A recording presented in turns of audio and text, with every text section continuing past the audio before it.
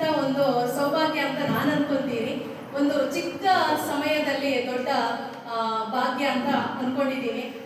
ಈ ಒಂದು ಅವಕಾಶ ನನಗೆ ಕೊಟ್ಟಾಗ ನಿಜವಾಗಿ ಈ ಒಂದು ರಾಮೇಶ್ವರನ ಜಾತ್ರೆ ಯಶಸ್ವಿಯಾಗಿ ಮಾಡಲಿಕ್ಕೆ ಕಾರಣೀಭೂತರಾದಂತಹ ನಮ್ಮ ಪೌರ ಕಾರ್ಮಿಕರನ್ನ ಒಂದು ಅಭಿನಂದಿಸಬೇಕು ಅಂತೇಳಿ ನನ್ನ ಮನಸ್ಸಿಗೆ ಬರುತ್ತೆ. ಬಂದಾಗ ನನ್ನ ಸದಸ್ಯರಲ್ಲಿ ಕೇಳ್ಕೊಂಡಾಗ ಅವರು ಏನು ಮರು ಮಾತನಾಡದೆ ಇಲ್ಲ ಮಾಡಿ ಒಳ್ಳೆ ಕೆಲಸ ಅಂತೇಳಿ ನನಗೆ ಗುರುತಿಸ್ತಾರೆ. ನಿಜವಾಗಿ ನನ್ಗೆ ಖುಷಿ ಆಯ್ತು. ದಿಢೀರಂತ ನಾವು ಈ ಒಂದು ಕಾರ್ಯಕ್ರಮವನ್ನ ಹಮ್ಮಿಕೊಳ್ತೀವಿ. ಈ ಒಂದು ಜಾತ್ರೆ ನಡಿಬೇಕಾದ್ರೆ ನಮ್ಮ ಈಗ ಮನೆಗೆ ಯಾರಾದ್ರೂ ನೆಂಟರು ಬರ್ತಾರೆ ಅಂದ್ರೆ ಮನೆ ಫಸ್ಟ್ ನಾವು ತಯಾರಿ ಮಾಡೋದು ಏನು ಸ್ವಚ್ಛತೆ. ಹಾಗೆ ನಮ್ಮ ಊರಿನ ಜಾತ್ರೆ ಆಗ್ಬೇಕಾದ್ರೆ ಊರಿನ ಜಾತ್ರೆ ಫಸ್ಟ್ ಪ್ರಿಫರೆನ್ಸ್ ಕೊಡೋದು ಸ್ವಚ್ಛತೆಗೆ. ಆ ಉದ್ದೇಶದಿಂದ ಈ ಒಂದು ಸ್ವಚ್ಛತೆಗೆ ಎಳ್ಳಷ್ಟು ತೊಂದರೆ ಆಗ್ತಿದ್ದಂತೆ ನಮ್ಮ ಪೌರ ಕಾರ್ಮಿಕರು ಇಡೀ ಪಟ್ಟಣವನ್ನ ಸ್ವಚ್ಛವಾಗಿಟ್ಟು ಈ ಒಂದು ಸುಂದರ ಜಾತ್ರೆಗೆ ಯಶಸ್ವಿ ಮಾಡಲಿಕ್ಕೆ ನಮ್ಮ ಪೌರ ಕಾರ್ಮಿಕರು ಕಾರಣೀಭೂತರು ಅಂತೇಳಿ.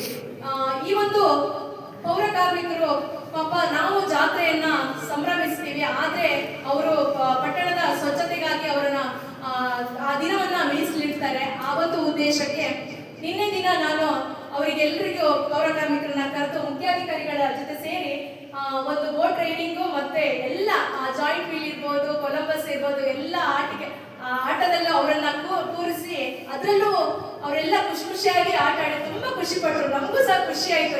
ಆ ಉದ್ದೇಶದಿಂದ ನಮ್ಮ ಪೌರ ಕಾರ್ಮಿಕರನ್ನ ನಾವು ಅಭಿನಂದಿಸಬೇಕು ಅಂತೇಳಿ ಈ ಒಂದು ಕಾರ್ಯಕ್ರಮವನ್ನ ಹಮ್ಮಿಕೊಂಡಿರೋದು.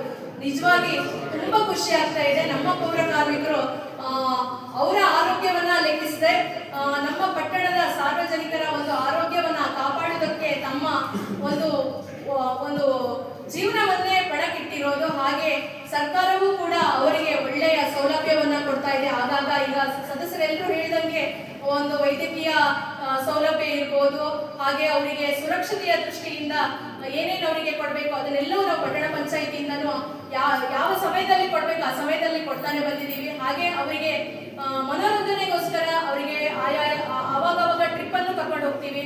ಪ್ರತಿಯೊಂದು ಕೂಡ ನಾವು ಮಾಡ್ತಾನೆ ಬಂದಿದ್ದೀವಿ.